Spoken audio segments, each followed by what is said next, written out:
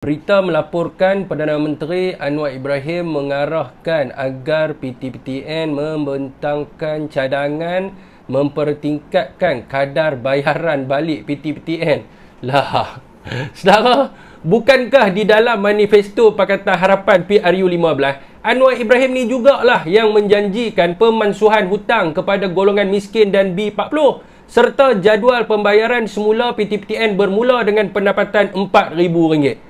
Saudara dan saudari, sejak Anwar Ibrahim menjadi Perdana Menteri, rakyat dapat lihat apa sahaja yang beliau janji sebelum ini tidak ada satu pun yang dia laksanakan. Dan untuk pengetahuan semua, pemimpin Perikatan Nasional, kita tak pernah janji tetapi kita laksanakan apa kehendak rakyat. Semasa memimpin kerajaan, kita keluarkan semua peminjam PTPTN dari senarai hitam dan sekatan luar negara.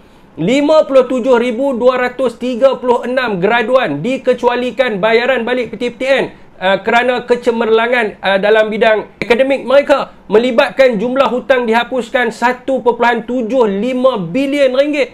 Begitu juga penghapusan hutang peminjam berpendapatan rendah berumur 60 tahun dan ke atas, melibatkan 350 orang peminjam dengan jumlah hutang dihapuskan 4.2 juta ringgit. Saudara, Anwar Ibrahim yang cakap banyak pasal PTPTN ni, dia buat apa? Mana penghapusan hutang sejak dia jadi Perdana Menteri? Sembang yang lebih. Saya yakin selepas ini, mereka akan senarai hitamkan semula peminjam PTPTN dan desak bayaran balik semula sebagaimana zaman sebelum ini. Dan apakah pandangan rakyat Malaysia? Adakah Anwar ini seorang yang bercakap benar ataupun sebaliknya?